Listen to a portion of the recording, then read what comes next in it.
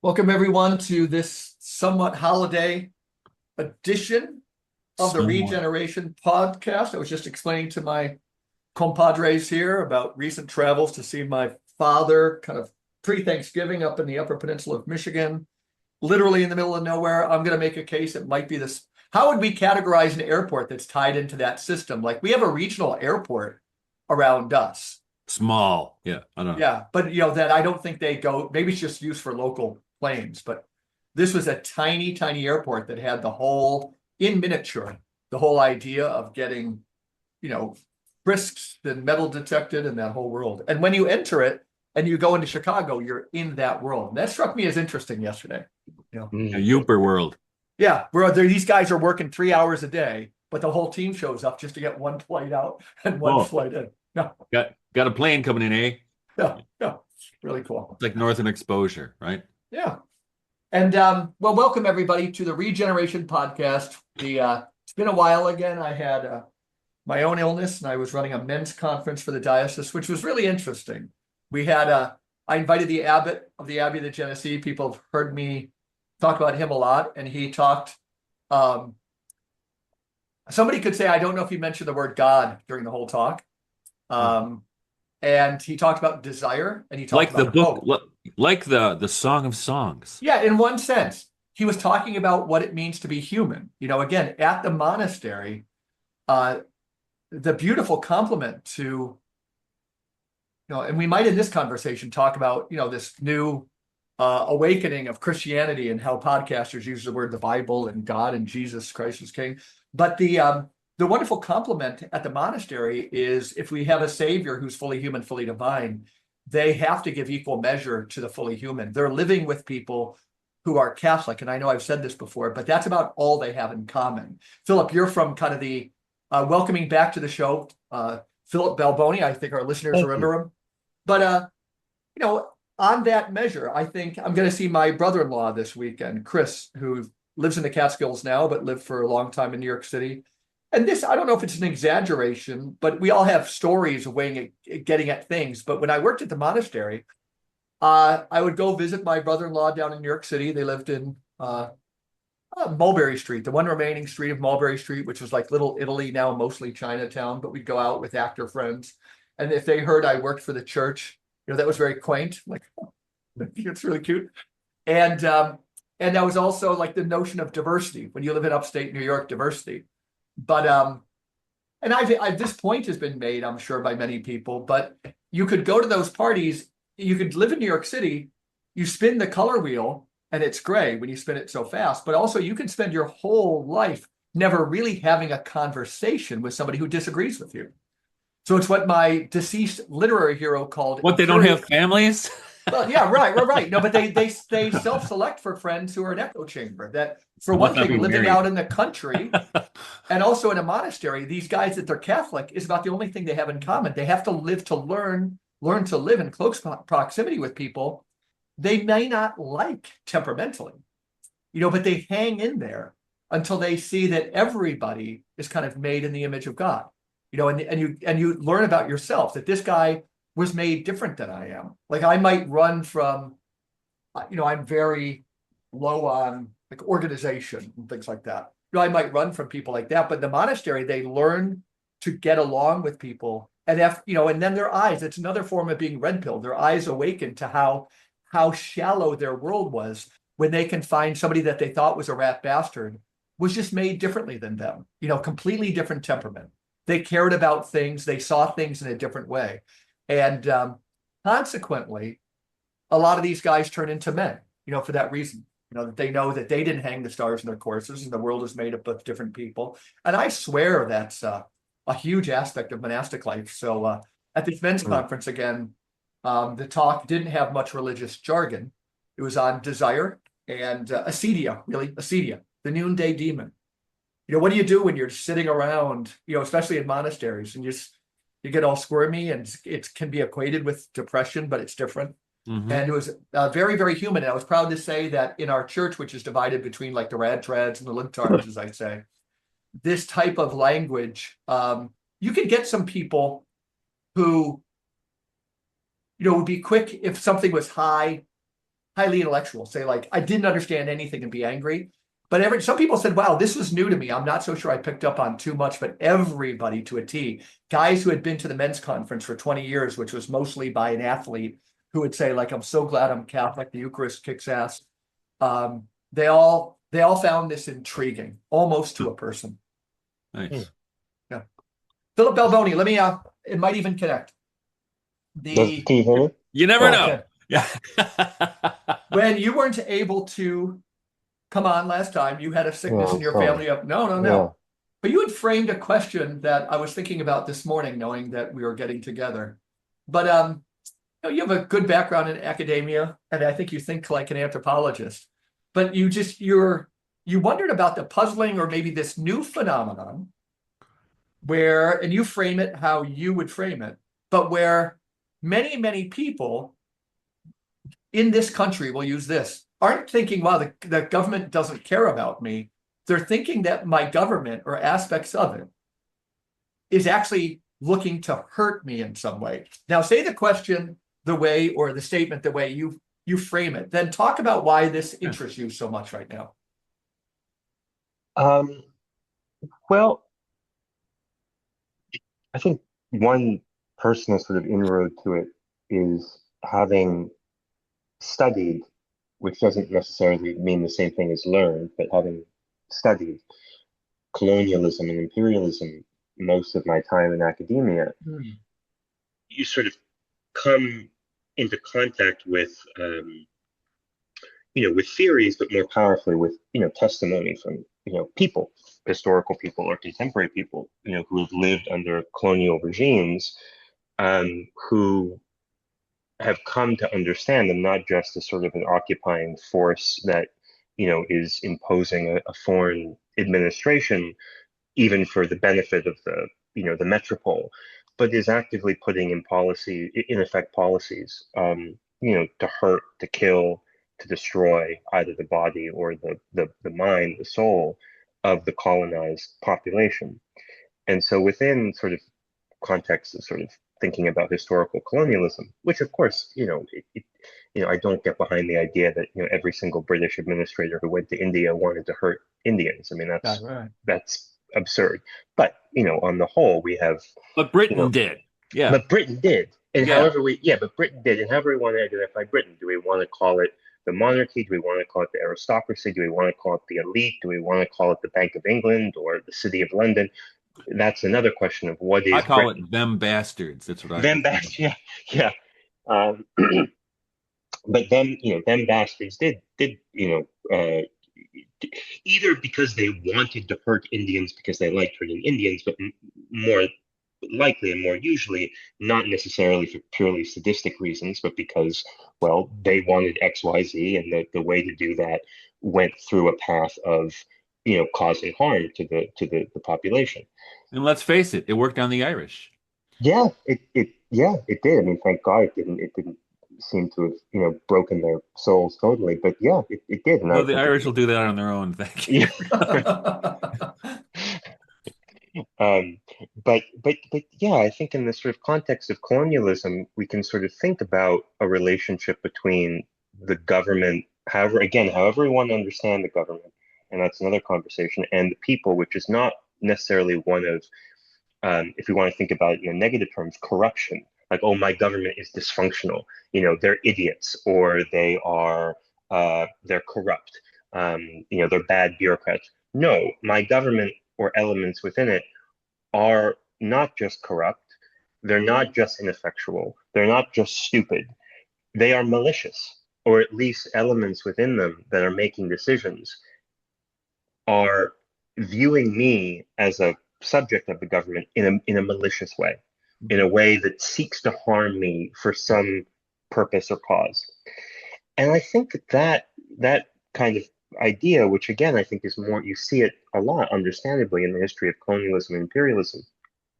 I'm sure that has existed in the American context for a very long time. In fact, I know it has. But I feel like we see it more and more, where the understanding of the state, the government, however we want to define it, is increasingly seen as a relationship of the colonized to the colonizer. and a colonizer who is not a kind of a colonizer in the maybe the ancient sense of, okay, we're going to come in, you can do whatever you like, pay us taxes, pay us tribute, and a certain degree of autonomy. We're not going to go in there and try to Right. restructure your soul. But a sort of a modern form of colonialism, imperialism, which is like, we're not just going to go in there to get money from you, to get taxation. We are going to do something to your consciousness, to your soul, to Yeah. your body, for the sake of some sort of policies, Yeah. plans that can be sort of malicious. And I It's think this is, interesting, when you mention it, because with the ancient Greeks and Romans in their conquest of empire, they didn't care what people did usually, as long as they paid their taxes, right? Do yeah, your thing, right? We're not trying to assimilate anybody. They would assimilate anyway, like, but it was not a project, at least as far as my reading of history goes, it was not like we have seen with British colonialism, for instance, hmm yeah, right? Which was which is an interesting phenomenon, right? If you think about it. And let me ask you this too before as you run this thread out, because when you were talking, I can't help but think that that colonialist project, kind of like the CIA, right? They used to be allowed to work, they were supposed to only work on foreign governments and foreign hmm nations, and now they're in the American, they're domestic now. yeah, And it seems to me that that colonialist project has been kind of, not inverted or done something where now you can't call it colonialism anymore, but now it's being turned on actually what we call the indigenous populations, yeah, and coming from wherever that happens to be, like you said, from the elites. Who the hell is this coming from? The World Economic Forum, where? But it yeah, seems like there's a kind of a reverse colonialism. I don't know what to even to call it, but this just seems really weird. And I think this is part of the problem of the last, I don't know, 5 or 6, 7 years, where yeah. people don't have a historical context to understand that. Right, right. Mhm. And I think one term that um, might get invoked by someone sort of who has been trained in a more kind of normative anti-imperialist leftist milieu is a concept of the imperial boomerang, where the policies, and I would probably also say the mindsets that are developed and imposed through the colonization of the other inevitably get brought back and deployed upon the indigenous population of the Hmm. empire itself. So I think that that is a helpful concept in many ways. In some particular ways, I mean, we know, for instance, like in the context of I mean, not to go into sort of Israel Palestine, but we know that many of the U.S. police forces, many of them have trained in Israel and have Totally. brought back techniques and technologies that were developed there for use on Palestinians. And now those techniques, technologies, trainings are coming here, and now Americans are being increasingly subject to the same forms of surveillance, control, whatever, Right. that were developed in Israel. And so that's just one kind of So very can we yeah. give an example? So years ago, maybe 10, 20 years ago, I remember reading something about traveling in Israel. So if say you're traveling in Israel and you fit kind of a profile, they'll pull you out and talk to you, right? Just to make sure you're not whatever. Um, but that happened here. Well, it must have been 30 years ago I read this, because that happened here with the advent of the TSA, right? Hmm. Everybody's a suspect now, right? Yeah. And just was it the 2008 election? I think Rand Paul was running for president in the primary. And Rand Paul was running basically on an anti-surveillance state platform, which they ignored him I would because agree that that was part of my that draw was to his him. thing, right? Was Yeah. that It 2012? was What year? Ron Paul. It was Ron Paul, right? No, it was Rand Yeah. Paul. I'm Oh, thinking really? Ron Paul Okay. certainly too, but Yeah. Rand Paul because it was really ramping up then. Mhm. And even at that time, the New York Times was against surveillance. Yeah. Sorry. Back when they were against Dick Cheney. Yeah. See, my statement was so shocking it knocked Mike off the internet. No, I'm here. It's just for some reason my camera fades I every so knocked him often. out. I Sorry, don't know Mike. what Well, could be caused. hopefully it wasn't a Big Brother, That probably was. flickering at us. Bitches. Yeah, I'm Yep. reporting from a different place, and even pre recording, I was talking to Michael. My camera would just kind of fade in and out, but I can hear the whole thing. Cool. Cool. Continue. Yeah. Look, I'm done. Uh, Yeah. no, but I think that the PSA is a good, a good example of. I mean, you look at, for instance, back in, after 9/11, obviously there was the archetype stereotype of the dangerous, Muslim, or rather the dangerous, brown man, um, which went far beyond just Muslims themselves. One, because Muslims look like everything, and two, because they were pulling in Sikhs and Yeah. Hispanic people and whatever. But then later on, now, I mean, of course, we still have the archetype of the dangerous Muslim man, but in addition to that, now there's the archetype of the dangerous young white guy, the fundamentalist American, white. It's the same archetypal structure. It's just been expanded. It got developed around the figure of the scary brown Muslim.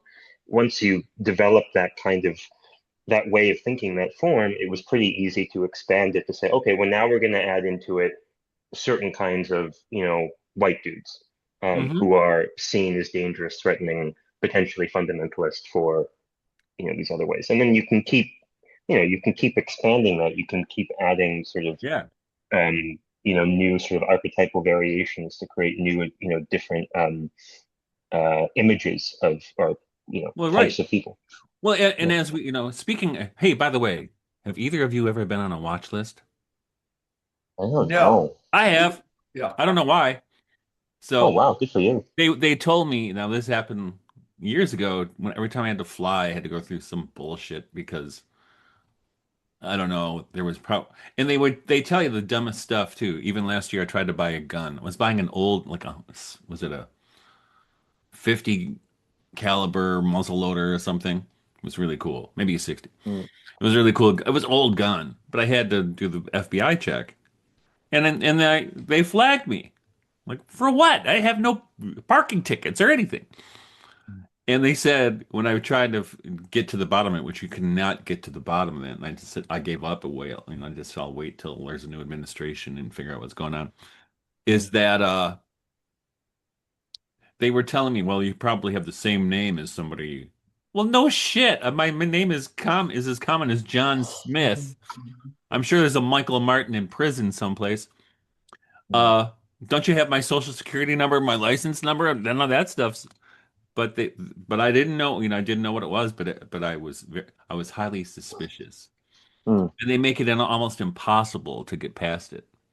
Well, I understand that. Are you? I mean, you're active obviously I don't know if you're on Twitter or X, but obviously I know you're on Substack. Are you on Twitter or X as well? Okay. I mean, I assume that at this point, they have um, scoured all of those platforms, using AI proprietary to, either Palantir or the government, whatever, and put together sort of informal watch lists for all of us. I mean, I'm sure I'm on some list just for the things that I've only had X for a couple months, but I'm sure I'm on some watch list just for the, people I follow and the stuff I've liked. Yeah. I mean, Well, Right. that's good. Maybe it doesn't manifest and that's what in Rand Paul was mad about, right? yeah, yeah, Yeah. yeah.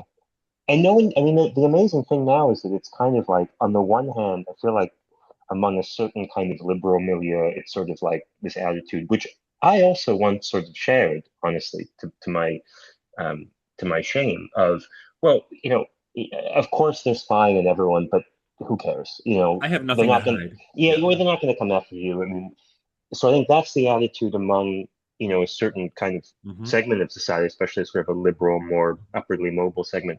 But then among a lot of other people, the people who think the government is trying to hurt them, it's sort of like, well, it's another form of not who cares, but yeah, no shit. The assumption is that Hmm. I am being, that I don't really have any. Increasingly, the default assumption is all these rights that I am told I have are to some degree fictitious, or they are becoming ever more fictitious. So what's so shocking about that?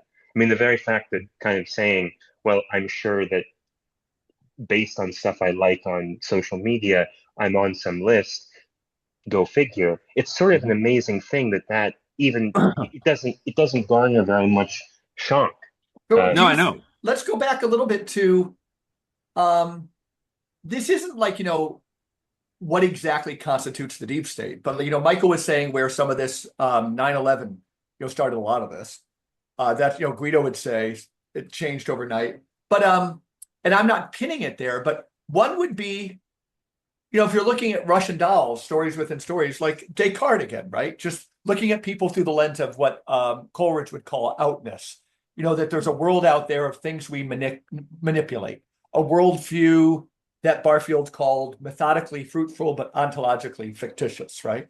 And so, but like as much as you could give it a go, Philip, how because a big one for me would be size. That like when the scale of the political entity gets too big, you're necessarily leading to a panopticon of some sense. This Time whole out. go. So yeah. So with this, I mean, as a way to set this up, set Philip's answer up. Please, yeah. So this had to be 2012.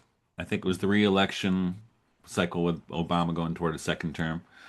And a friend of mine who was not in the CIA, he swears he was not in the CIA ever, but he was in the Foreign Service. And he's super astute about politics and stuff. So he called me up one day and I was like, his name's Martin. And I said, yeah. I said, hey, what do you think about what's going on with all this stuff with whatever Obama was dealing with at the time? And he stopped right in my tracks and said, Michael, this is 2012. I just want you to know somebody from the government's probably listening to this. And I was like, yeah, yeah. Then the next day, my camera's out of focus here. It's okay. You don't need to see me in focus. The next day, the story dropped about William Binney. Do you know about him?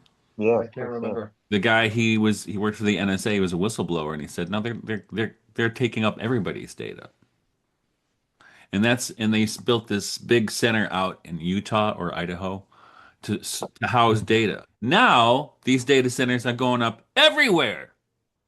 Literally everywhere. And people hear that, oh, data center, that's nice. What's the data they're storing? It's you. Right? And they're even talking it's going to take so much electricity hmm to run these places. and water too. It's insane. Yeah. Right? And people don't even think about it. They go, oh, data center, nice. It'll help the economy or whatever. I'm like, Yeah. stop. So, Philip, continue. Well, but no, I think that's a good. I mean, the data center thing is a good. I mean, the whole AI thing is a good entry point because on the one hand, there's been no rational, argument with evidence provided for why winning the AI race or doing any of these things actually will help the economy in the sense of helping the material conditions of a majority of Americans. There are arguments for why it might temporarily continue keeping the S&P 500 up or the Nasdaq, but there's no arguments for why this thing will actually help people. And there are a huge number of arguments for why this will cause, potentially immeasurable harm, including ecological harm. You look at the chart of energy prices since ChatGPT went live. I mean, it's almost gone parabolic. It's almost gone straight up of what people in America are paying for energy. Now, there are more than one factor that goes into determining energy prices, but a big one is pretty evidently how much energy these AI platforms, data centers are sucking up because, it's supply and demand. Huge increase in demand, the prices are going to go up. So, this, where I wanted to go with this is, something like these, AI policies. There's if we presume that the people who are really pushing these AI policies with all the potentially cataclysmic effects that they might have on the majority of Americans, there are two options. Either the people who are really designing the policies are ignorant and they are ideological and they think, they are doing one thing, but actually doing another. And then we have one set of problems, to theorize and deal with. Other side, they know exactly what they're doing. They understand, at least at a certain level. I'm not talking about, a 45-year-old hotshot hedge fund manager who's fundamentally an idiot, but has made a lot of money and thinks that he's powerful, but actually is nowhere near the, actual centers of power. But the people who are really making, decisions about the future of the AI economy, if they do know all of these effects, if they do know what is being done and what will happen if they continue forward, then they're sort of confronted with a problem of evil and a question of how much imaginative power do we have for understanding what's going on? Mm-hmm. Because, if we go back to saying before about people thinking my government is trying to hurt me or kill me, if you look at, yeah, I mean, AI is one example, but there are so many examples of things that if you if your interpretation of them is that the people who are making these decisions are ignorant or they're greedy or they're ideological, things that sort of could affect everyone, that everyone has an experience of being greedy or being ideological or being naive or ignorant. That's one thing. But evidence continues to mount up with each of these examples that they can't, all these policies can't be made on the basis of pure stupidity. And if they're not, it opens up this question of evil, which I think is really something that, for instance, like the left, ironically, has an incredibly hard time grappling with, because from a leftist understanding, everything really reduces to greed. That, why are the AI, barons, overlords, oligarchs doing these things? Well, they're greedy. They want more money. Well, maybe, but that's kind of, that's a very one-dimensional analysis of human behavior and motivation. That, the reason that all these outcomes in the country are getting worse and worse is because some people are greedy. Surely they are, but that kind of halts the analysis and the thinking here when you really reflect on it and you realize truly that the horrendous, horrific consequences of many of these policies, especially if you're thinking in all of a kind of a theological register, you have to sort of open yourself up to, maybe there, at the very least, it is worth considering that there are other kinds of motivations, other kinds of forces that we need to be accounting for when we Mm-hmm. think about, what the hell is going on with AI. So, let me ask you a question, Philip. Yeah. So, you know, having lived a life, where, like I mentioned before, 30 years ago, people would have called Bonnie and me lefties because we were basically Catholic hippies. But over the course of my life, people on the left used to be pro-worker, anti-government, anti-corporation, or at least super suspicious anyway. Anti, especially big pharma kinds of things, right? Um, even anti-Starbucks, which is like the emblematic corporate bloat, right? Yeah.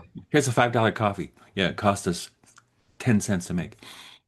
Um, but over the course of that time, and I think many people have noticed this, and I think it has contributed to the election of Donald Trump in the second time, is that the working class said, well, you guys abandon us in favor of bankers and tech bros. And these are the same people who are complaining about the tech bros now, but it seems to me that, and I know this from academia, those are the guys all in the pocket. They talk a good resistance game, but they're part of the establishment. Yeah. You know what I mean? Yeah. How Yeah. what Yeah. happened? How did that happen? Well, I mean, I think, well, maybe it's a good thing. I hope I'd probably get in trouble. I will get in trouble, I'm sure, if someone sees this. But, That's right. you know, I wonder, That's not why I asked, but no, no, no, no, no. But I do, just trying to make I'm just trying to make it as difficult a Thanksgiving for you as possible, Phil. no, but I do think, I do wonder if some of it has to do with, there's this joke, there's a meme that, goes around sometimes that you see of like, I think there's like a cartoon of it's Occupy Wall Street. And, they're in some, the top of JP Morgan or something, and they're looking outside at the angry, hordes with the pitchforks. And, the CEO says, okay, it's time for identity politics. That, Yeah. I mean, and the reason that I think that potentially is true is it goes back to what we were saying before about what is Britain. You know, that in most conversations, I think in academia, or at least in conversations I was in academia about colonialism, there was this sort of easy semantic shift that we're talking about Britain, but then implicitly we're talking about all British people. Hmm. You know, we're talking about not just the state, we're also talking about, you know, the British guys, you know, working in the coal mines, you know, Hmm. working in Manchester in 1860. They're also part of the empire. They're also part of the agent, you know, which of course is absurd. You know, when you actually stop and reflect on it, that no, we can certainly talk about varying degrees of suffering, victimhood, and, you know, exploitation. But the idea that, you know, the majority of British society at the heyday of British Empire was benefiting from or had any real comprehension of what the empire was is an absurdity. And in many cases, over time, they also suffered from it a lot. I mean, not wholly, but there obviously class differences were very important. Hmm. But I think the same thing is true, you know, has become true today in a lot of sort of left, you know, analyses that the problem is no the problem is no longer the relatively small group of people and institutions who are really making things run. It's this much larger um, entity that gets called sort of, you know, sometimes in colonial context, Western civilization or whiteness or patriarchy or, you know, whatever, which sort of lumps together a huge net of people, the vast majority of whom, one, have no real involvement in the structures of oppression and exploitation, and two, in so many cases, are also being victimized by it, even if to a lesser degree than other groups. I mean, no one is going to deny that, you know, poor Black people in this country, on the whole, have gotten a much rawer deal than poor, you know, than poor white people have. But at the same time, the majority of white people in the country are also, you know, suffering immensely. And so I think for the left, with at least in my experience, what sort of happened is, you know, instead of talking about the corporations, instead of talking about, you know, the particular parts of government, the particular people who wield power, you talk about these really broad configurations, which are basically faceless and nameless, whether it be, you know, whiteness or patriarchy or sexism or even capitalism in another way. I mean, you could have the argument of whether capitalism They're all still exists bugbears, or, right? pardon? Yeah, they're They're all all bugbears. bugbears Yeah. because they don't have faces, and we have to, if we're, I mean, I think to a certain Yeah. degree, if we're going to be dealing with politics, we have to Yeah. deal with people. We have to deal with people with faces who we can kind of point at and say, Yeah. you.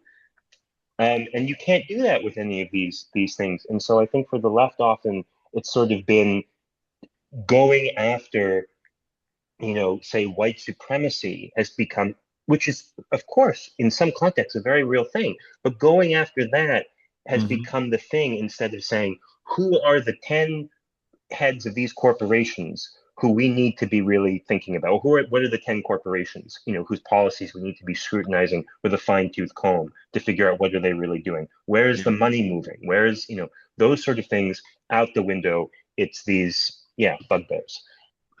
But yeah, that's, I mean, it's the weirdest thing, right? Because you see, you know, the stereotype of the Starbucks Marxist, right? Who talks about revolution while ordering a double mint latte. Or the tenured Yale professor at the faculty Yeah. club, you know? Yeah. Yeah, Yeah, I hate capitalism. Yeah. On that yeah, salary, you can afford to it. yeah, yeah. You know? So if No, we it's said that that was a tool, you know, that would be, again, the reason we met, Philip, was Guido, but that would be the, you know, the thesis of the ideology of tyranny. Would your point depuis, you know, kind of be, you know, getting a little more granular? Would it be something like the 10 big corporations? You know, because the $1 million question again, as you said, it's all faceless. But even this thing, you know, that James W. Douglas, I'm just finishing his second book, Remember when we were Oh, yeah. talking about that early on, just JFK's assassination? Yeah, yeah, yeah. Martyr to the now he's got a book, Martyrs to the Unspeakable, that deals with JFK, Malcolm, Martin, and Oh, RFK. wow. Oh, And yeah, I didn't know he was, yeah, for some reason I thought he had passed away. That's yeah. amazing. Oh, And that's even great. at the, I think like somewhat recently, he there was a revisitation in a court in the South of like King's assassination, and he and only two other people were the reporters there, right? That struck me as Wow. emblematic, but so the word unspeakable, the unspeakable, is useful for thanking him for the work he's Yes. done on those. Yeah. But you had also mentioned, if we were leftist critics of the left, we might all consider ourselves in some fashion. Whatever Mm, happened to the party of dissent, yeah. but would it be going after the 10 big corporations, or what would you say, Philip, about like what would be Well, an angle? let me Or throw Michael? something out Well, you there. go, yeah, Sure, go please. first, Michael, Yeah, please. please. Yeah. So my doctorate, audience is in early modern English literature, in particular with related to religion and the Reformation and poetry. Well, what happened when I was working on my doctorate and my dissertation in particular? Um, you see that the template for all these revolutions, especially what we've seen in the United States, and maybe what happened with the left in the United States, is what Henry VIII did. I mean, talk about a heroic project of propaganda and social engineering, where you change the entire nation of England from one of the most stalwart Catholic nations on the face of the earth to Protestant, because at the whim of Henry VIII, right? So what does he replace it with? Catholicism with patriotism. But the way he did it wasn't by appealing to the peasants. The way he did it was by taking land away from the church and giving it to the nobles, Mm, because he didn't have any money to pay him off. So he took land away from the from the church and gave it to the nobles, and he made them. That's how he worked. That's how you change a society, not by talking to the grassroots, but by talking to the middle managers. And the United States has been doing this. Isn't this what happened in our culture, where those middle managers tend to be from the left? Not all of them, but I'd say the majority. And certainly in colleges and universities, right? And then you can change the culture. I mean, even if we talked about like the trans stuff or gender stuff, that all started in colleges and universities. Deconstruction. I don't hate deconstruction. I really like Jacques Derrida, but you can see that poorly applied principles from whether it's gender studies or deconstruction filter out into the culture in general by a bunch of half-educated college students, and it fucks everything up, and it's disruptive. What he don't even say. Maybe you like it better, but it's certainly disruptive, and that's mm, exactly what happened in England during the Reformation. Right? You work on those middle managers, and this is the thesis of Edward Bernays' book Propaganda. He says that's who you go after. You convince the doctors, the teachers, the professors, the lawyers, and then you got everybody. yeah. Well, and the thing, the interesting thing now with that is, now it seems like we're getting to the point where we don't need those. Not that we don't. Those people, not only, maybe it's not best to say they're not needed, they can't be afforded anymore. The economy has reached the point where we cannot sustain the pensions, the sort of the promises that we have made to all these middle managers. People are living too long. I mean, from this viewpoint, Yeah. they're living too long. They have too many expectations. It's not affordable. And so what's going to happen next is that all of these quote unquote middle managers are going to get destroyed because they just, even if we're just thinking at a purely economic level, they can't, you can't fund them anymore. And I think, also if you look at academia today, the older generations of professors at these top schools, yeah, they did great. The younger ones, they have also been the promises that were made to them about the life they could have going into academia Mhm. is not there anymore. I No. mean, people I know who got tenure track at Berkeley or similar places, they're never going to buy a house. They're never going to afford a house. Never.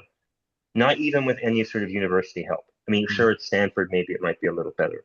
But the younger generations who are coming into these roles that 50 years ago you would be compensated for fulfilling an ideological propagandistic role by some material sort of gain or settlement. That's not there anymore. And you look at like the stock market now and the fact that Nvidia is in all these pension plans. If this bubble blows, which it will at some point, that is going to destroy all of these middle managers who thought that they were valued by and important within the system that they had Mhm. helped manufacture consent Yeah. for. And I think this is honestly why the push for AI is happening so quickly. Is because before you had the ideology done by these middle managers, we can't fund them anymore. We're almost $40 trillion in debt. Get the AI to do it. Right. Create a new system in which Yeah. that function that was once held by people can be given over to AI, and But then you add the middle managers to right. the kind of the I don't know, whatever. Now, if That's my I can't help but think of the last sentence of 1984. Do you guys know what it is? no, I don't remember. Winston loved Big Brother. Oh, after all that, he Yes. returned, And he returned to I'm wondering with these middle managers, yeah. are they still going to love Big Brother when it all blows up?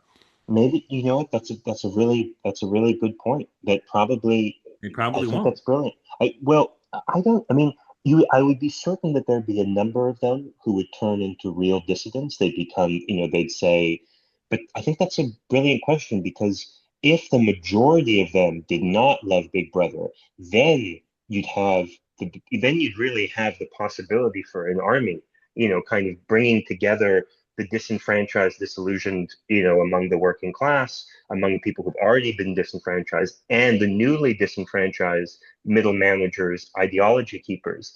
But if they are somehow convinced, either whether probably by fear, as in Winston, I don't, to Well, still torture. love It's Big Brother, torture and yeah, manipulation. Yeah. and maybe Well, yeah, they got him maybe to they'll be betray tortured, his but love. They got him to betray who he was. This is the very foundation yeah, by denying his love for Julia. You Hmm. know, mm, that's how they just said you're going to say the thing. It breaks you. It Two breaks plus you. two is five. Yeah. Yeah. But yeah. then, so let's go back to then the evil. So what you're portraying here, Philip and Michael, and I'm totally with, is um, let's use the scenario of getting those middle managers that they're gonna just eat cardboard and like it. Um, That's Eat the right. it's bugs. not it's not the And we question of liked who. it. How are you? One of the themes some of our listeners will remember is kind of a new walk with faith, Christian faith in your life. So you're bringing up evil. Um, what happens when they want to? It's a they. I'm trying to think of how to frame it. They want to despoil even their barons. If Michael was saying they're despoiling them, um, is it because Thorstein Veblen said like some people just like to put their boot on somebody else's face and keep grinding it in? What's your best metaphor? What is your best way for somebody to get a handle on the end stages of this? You could see, I remember the movie There Will Be Blood, Daniel Yeah. Day-Lewis. They bring you to the point you go step by step where he has no problems killing his son over the basic idea of like more of this thing, disordered love, we might call it. So you're an anthropologist, kind of a Christian. Give me some language that you're using for yourself right now, or maybe paint a picture. I mean, it seems like it's a very hard question because it so much seems to depend on where you take your starting point or sort of what your well maybe even just one are you choosing to sort of um, think from and within a secular standpoint, thinking of the kinds of motivations that we assign to people and imagine if we are kind of putting, I think Bruno Latour has this phrase, maybe he borrowed it from someone else, putting God off sides, kind of, or are we including within our thinking the not necessarily just God, but the existence and operativity of other additional forces than the ones that would be in the psychologist handbook, the DSM, or whatever it's called. By And I think depending on which of those starting points you choose, I think you get to different answers. I think we know, you look at Silicon Valley, for instance, and the sort of the in-house philosophy that a lot of them seem to have adhered to in various ways. Ideas of transhumanism. Hmm. So many of these ideas are deeply esoteric ones. You could say they're religious too, Oh but yeah. they're certainly not purely secular in the old-fashioned sense. I mean, there are many in Silicon Valley who have been fairly open in talking about AI as a demon, as we're summoning something. We're bringing something into human history that is going to change the evolution of the race, in the broadest sense. If we take those sort of statements seriously, then I think our analyses of where we're potentially going have to, at the very least, be open to certain ideas or possibilities that would rub a lot of the current middle managers in academia, whatever, very much the wrong way. Because if we say, well, they just want they want power, they want more and more power. The desire for power and wealth is endless and infinite. I'm Hmm. sure it is.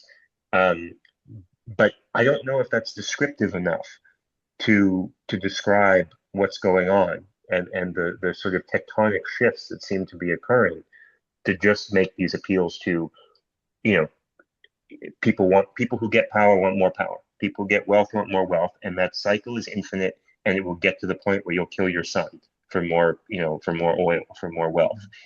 Maybe it's that simple, but somehow I feel like that is to remain within that register is to mean that we're not going to understand what's going That's right. All animals are equal. Some are more equal than others, right? on. Yeah. Yes. Yes. Yeah. All humans are greedy, power hungry bastards, but some. I'm on a George Orwell kick today, boys. But you mentioned transhumanism, and I think I mentioned this before. 20 years ago, no, 21 years, a long time ago, I published an article, my first time I published an academic article on Blade Runner and transhumanism. And I used to talk about it to my students back in those days. And they're like, Dr. Martin, this is never going to happen. I'm like, yes, it is. I said, but by the time you're my age, it'll probably be a normal thing. Just like I used to also starting about the same time. There's this article out there, after birth abortion, should the baby live? You know that one? Mm, I know the concept. And it's short, and I used to use it in teaching forever because students can read it in about 20 minutes. You can make them read it in class. And what happened in that afterbirth abortion article, which is also part of transhumanism, cull the flock, right? Cull the herd. yeah.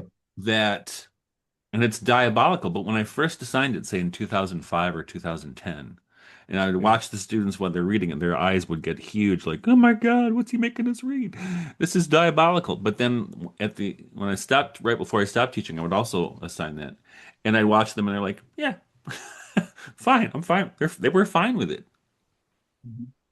They were fine with it, and that was the product of, say, 15 years of constant messaging. And they wouldn't be A fine lot with of it if their they were schools. there. Too. They Pardon me? wouldn't be fine with it if they were in the room. I mean, that's the No. thing. If they were in the Right. room and they saw, the after live infant, Well, it's not they just would in the not be okay room. with it. I Yeah. mean, the, Yeah. the, the thesis in afterbirth abortion that uh, it's legitimate to kill a child up until the child has preferences, meaning up to like 2 years old or more, right? Well, and potentially never, given the fact Never, that, yeah, can so only, many of us are programmed to sort of have our preferences kind of not be our right? own Yeah, anyway. yeah. What do you want for And dinner? I maybe don't that's know. the theory. Maybe that's the theory of this sort of idea of population control as well. Most people aren't really human because we've sort of programmed them, and so, That's right, and that's what they're we can saying turn is you're them not off. really human until you can have Yeah. preferences. So Yeah, it's legitimate to kill somebody. yeah, yeah.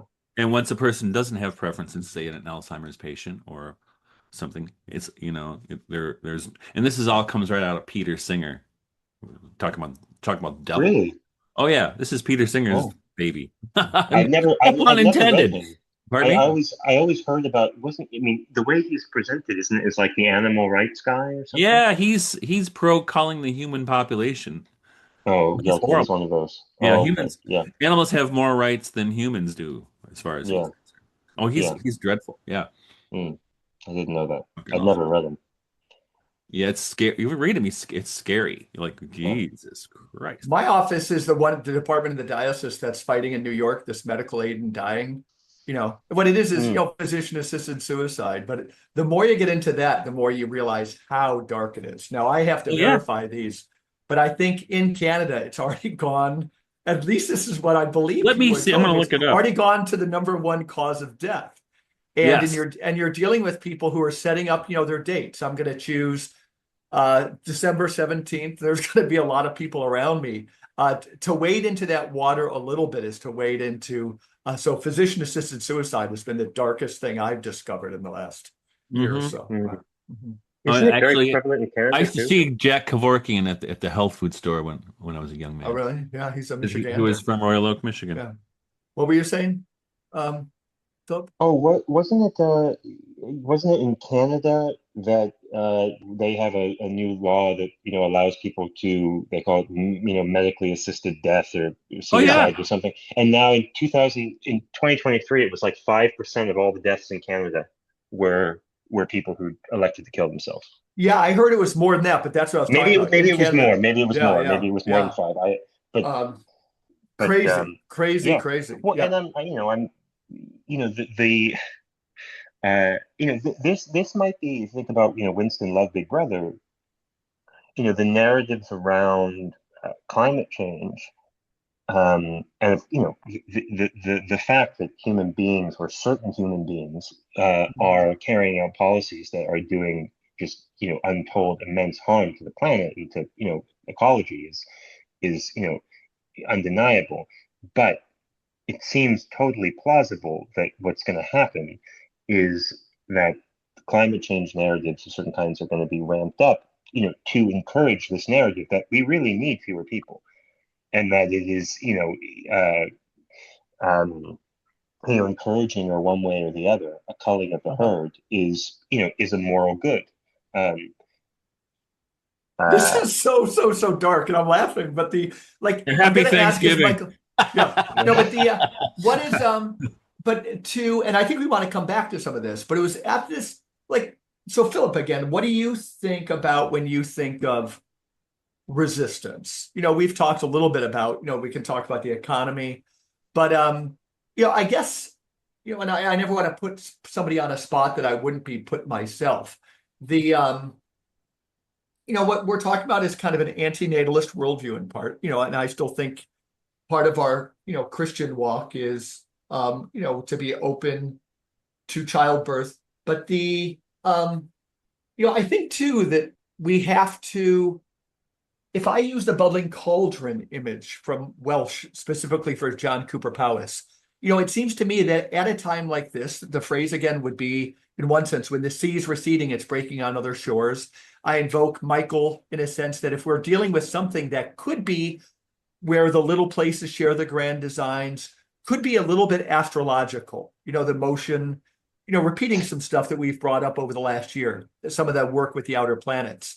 I guess, and I'm only speaking for myself, is that I think there's some themes we're given kind of in Revelation, about not so much the book of Revelation, but in scripture, in the whatever the phenomenon of Jesus was, in the sacraments. But a community of a human scale. I don't see it as an option like maybe Rod Dreher does, pulling out with kind of a dramatic us and them.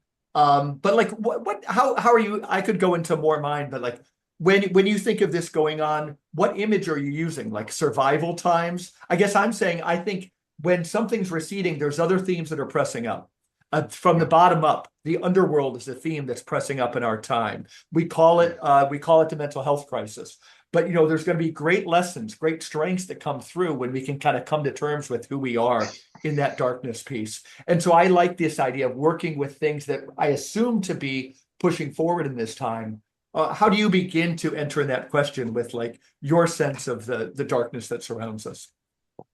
Well, I think my view might be somewhat changing, because I think when I first really started to think about these things more, it's really overwhelming. It's really, it's really horrifying. I mean, it's really, I mean, it's horrifying, both because you become more aware of it, but two, it's very difficult if almost no one around you recognizes it in the same way, because then you have the twofold fact that, my God, what is happening?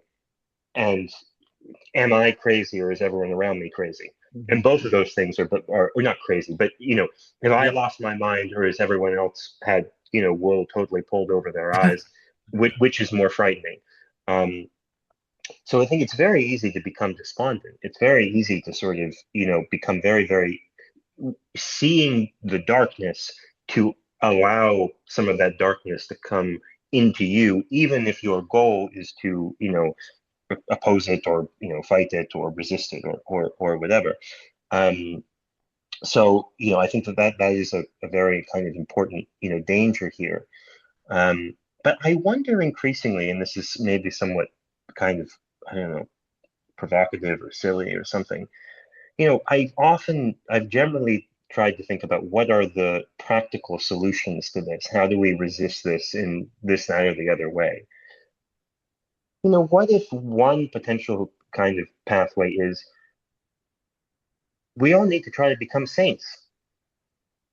We all need to, I mean, maybe that, is more important than resisting. Maybe we need to expunge every last little bit of anger within ourselves.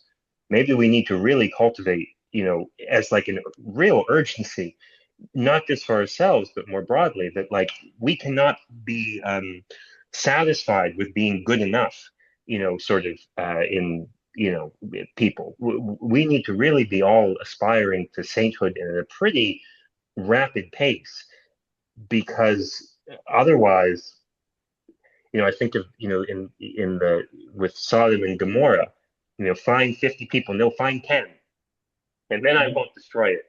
Yeah. Well, maybe, we need 50 people. I mean, We need a minion. I mean, we need we need a million. We need enough people who really have expunged all of that darkness out of themselves to the greatest capacity. And maybe that's, again, I'm being somewhat, provocative, but I don't know. Is that actually more of an important but also practical thing for us to be doing than figuring out, how do I, sabotage the, the AI takeover?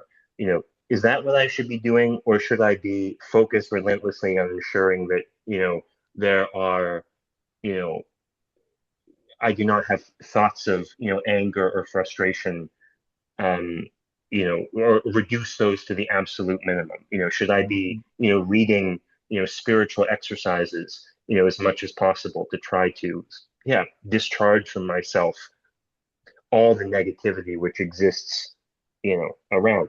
So those seem like two paths. Maybe, hopefully, they're reconcilable. That you can both sort of try to say, I need to make myself a better person to try to make the world a better person, while also taking on. I can make the theme, at least for Illich, that it's a book I was just hanging up when I was in the UP. I bought, I've never had one of those flags, but it's a cool one of like Sasquatch, like peacing out, like from the woods or something. I just kind of like this. Oh yeah, there's a lot of Sasquatch stuff in Michigan. Yeah, but it was when I was hanging it up on my bookshelves, and I see it through my, we've got visitors, so I've got a different background. One of the books I had to use to put on top of the flag, I was just kind of unfurling inside, was a masterpiece by a Jesuit theologian. His name is Gerhard Ladner, but it was one of Ivan Illich's favorite books. And it was part one of what wanted to be a huge project, the history of the idea of reform.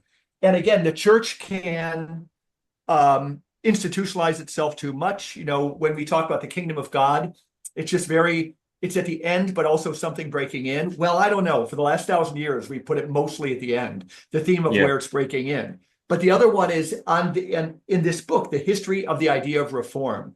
Illich and Wiladner, they're going out of their way through a magisterial use of the church fathers. And people can Google that book.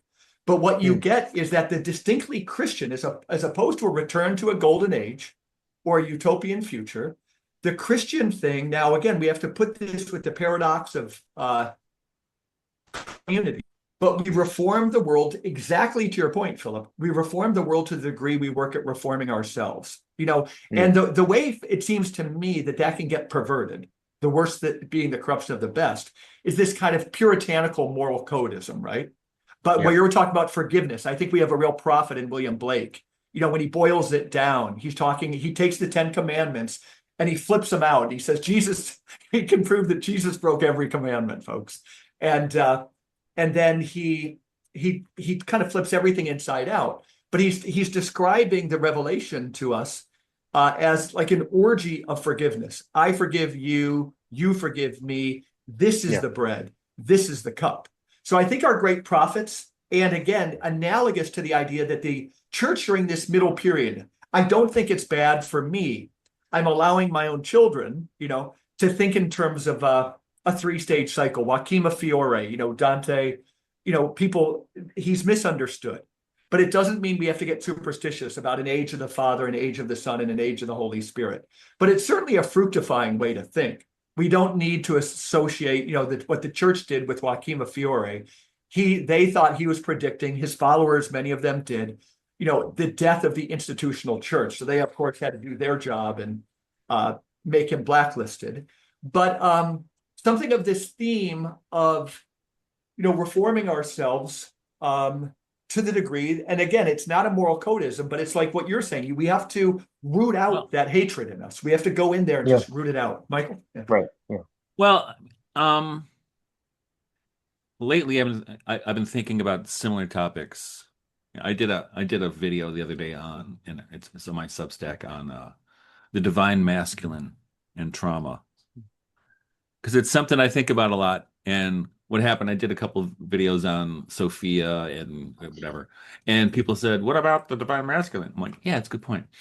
And so I had to think my way through it, and I'm still thinking my way through it, but more and more, and this is probably from my old guy vantage point, I wonder, having gone through so many iterations of the Christian imagination in my lifetime, that the iteration I'm at now, and actually this is actually, you mentioned the Book of Revelation, and I've been still working on preparing my head for this essay I have to write over the holidays. That I'm supposed to give in the Czech Republic next year.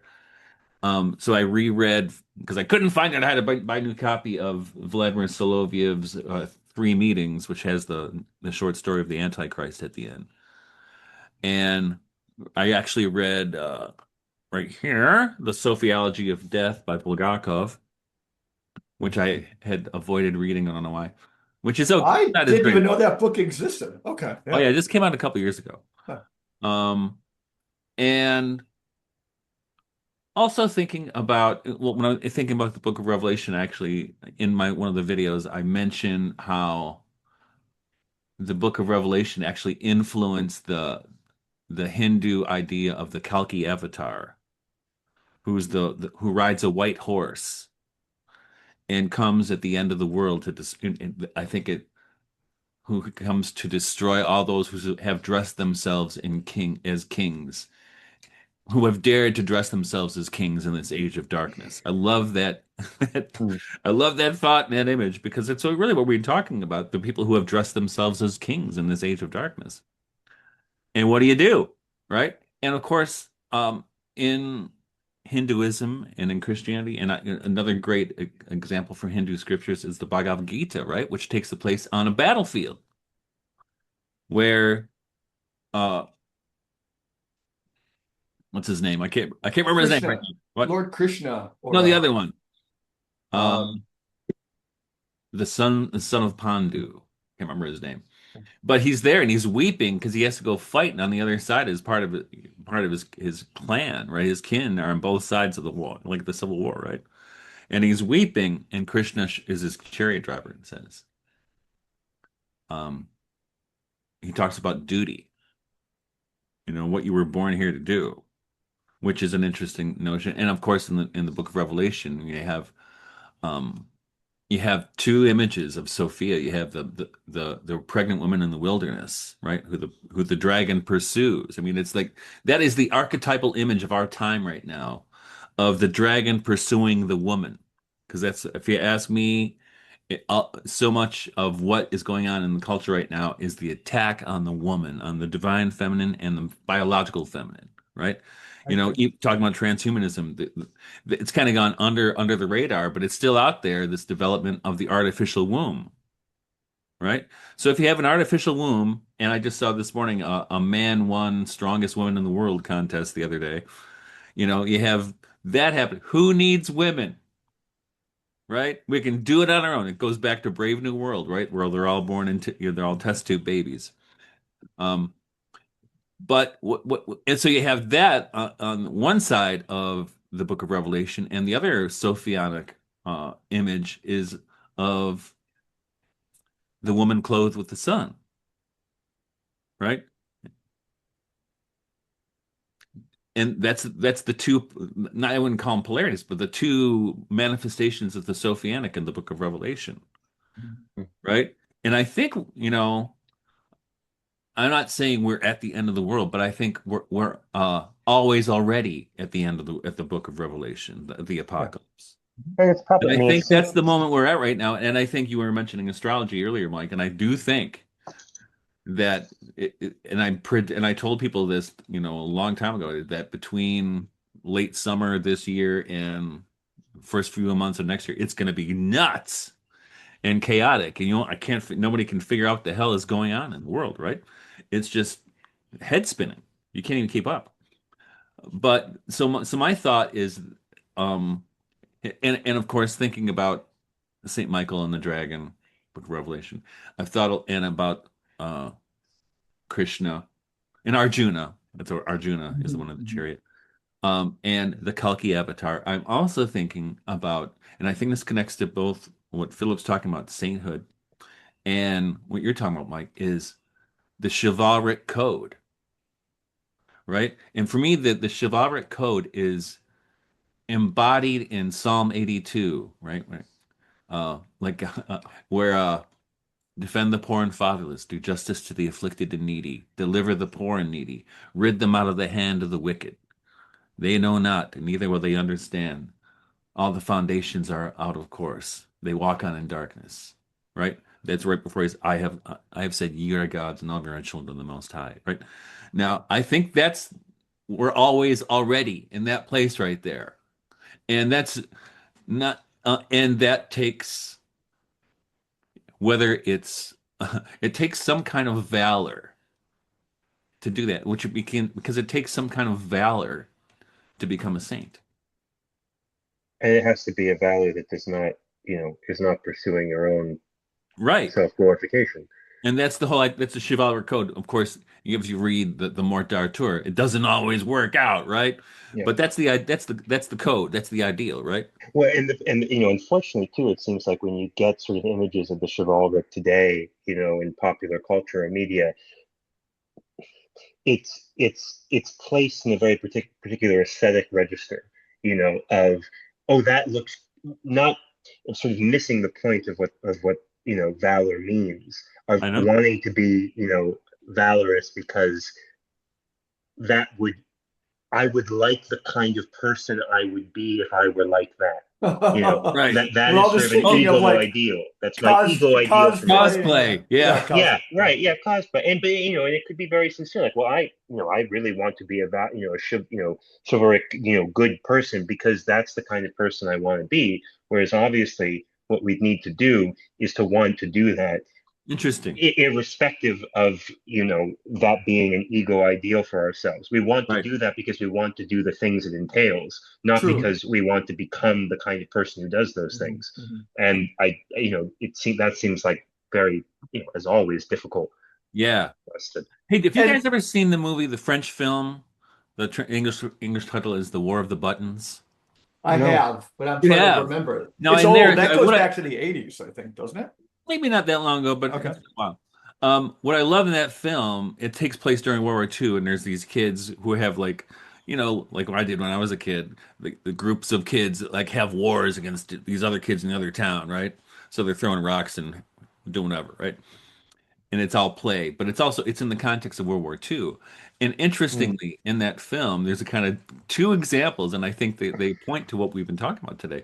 So, and I was thinking about it earlier. So, the one example of manhood is this sniveling loser who's part of Vichy France, who's selling out the French to the Nazis, and he kind of dresses like Hitler a little bit, doing a little Hitler cosplay, got the mustache going on. And there's this other side of it, which is this farmer who is this one kid's father, and the kid is like the head of the one of the teams in the War of the Buttons. What they do is they take the buttons off their pants when they capture the other kids, right? Mhm. mm. And but the one kid who's like the big tough guy, he's disgusted by his old man, who's this farmer who doesn't do anything. And then he overhears his father and some other guys after he had gone to bed talking. They were part of the resistance, and he had no idea his dad was part of the resistance, right? Mhm. So there's two examples of, you could say, the masculine. One corrupted and artificial and evil ultimately, or the other one is good. You're like, which is kind of an interesting and I think the problem in our day and age, right, is it's so easy because I think of social media and other things and to turn oneself into a brand or an avatar or doing cosplay, right? This is very Heideggerian. I mean, how do you find the authenticity in a milieu like this? But I think you can find it. Yeah, because what we would hope that the seed of it is in us always, so that it's always available if we could locate it.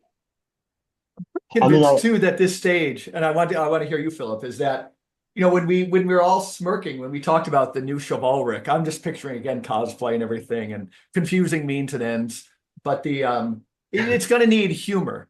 That's one of the themes coming yeah, out. That's why Don Quixote, Rabelais were yeah, the yeah. writers of the fifth gospel. It's that it's going to need this kind of um again, I'm gonna that quote from Powys that means so much to me. All humor is based on the non-recognition of the equality of all souls. These people who think they're better than us. But this Right. leveling type of humor we know is part of this. You were saying, Philip? Yeah. Oh well, no. Well, I actually no. Let me. Unfortunately, I have to run in a minute. But Yeah, let me because I think sure. that's yeah. That no. I mean, well, two images that come to mind. One, because I'm answering this, but one going back to the astrological. Somewhere recently, I saw an old picture, kind of a painting of maybe this is a common idea in astrology, but a little child gathering flowers as the planets spin around. And I think that the symbolism was supposed to be the one who becomes as a little child in their soul is no longer subject to the movement of the planets. Great. You know, Mhm. that kind of determinism can be superseded or transcended by a state of the soul.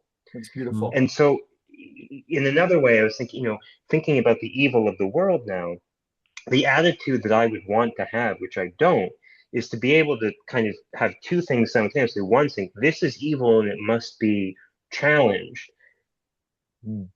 but I'm also not going to take it too seriously That's in Charlie a certain way. Chaplin, though. That's exactly Which, I well, think. okay, Yeah, yeah, yeah, yeah, yeah, yeah, that I'm yeah. going to, you might be, maybe, deep under Silicon Valley, the Yeah. devil is, making fun, but I, I should not treat him with too much reverence. I should not be too reverential to the evil that I feel like I see, because if Yeah. I am, then I start to get really dark inside myself, and Mhm. then what's the point? Then I'm dark, the world's dark, so I realized that I think I would have to be kind of like that little child gathering flowers, while at the same time saying, no, this is really evil and we need to do something about it.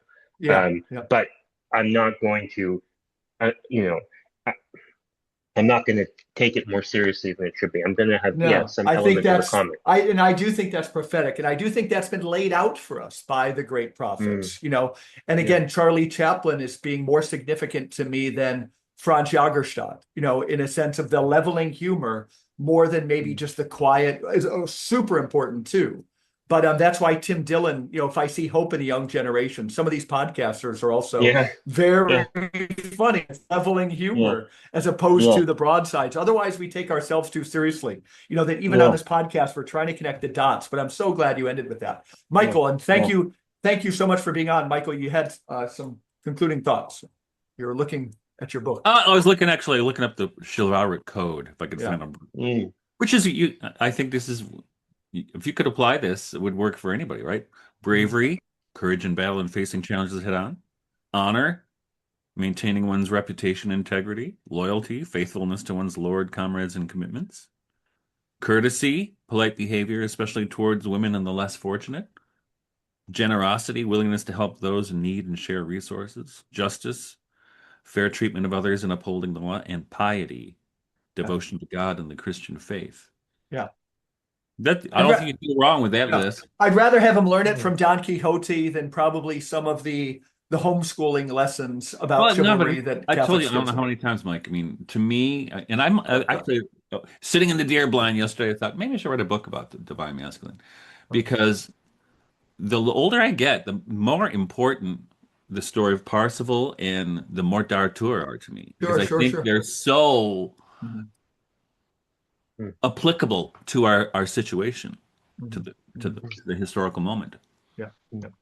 We'll do one. We'll do a podcast on that soon. Philip, Father, happy Thanksgiving to thank you you. and the family. Michael, the same. You As you too. were saying, you had to run, Philip. We have visited my dad. We had other kids, and my daughter arrived with her husband. She's expecting, and they arrived Nice. during this podcast. Oh, So, congratulations. yeah, That's Good for wonderful. you. this time together partakes of some of that wonderful vibration. Yep. All right, go Oh, do All that. that's right. great. God bless. Happy, Good to God see bless you. God bless. everybody. Happy All right. Thanksgiving. Yeah. Take Take care. care now. Yeah. Bye. Bye.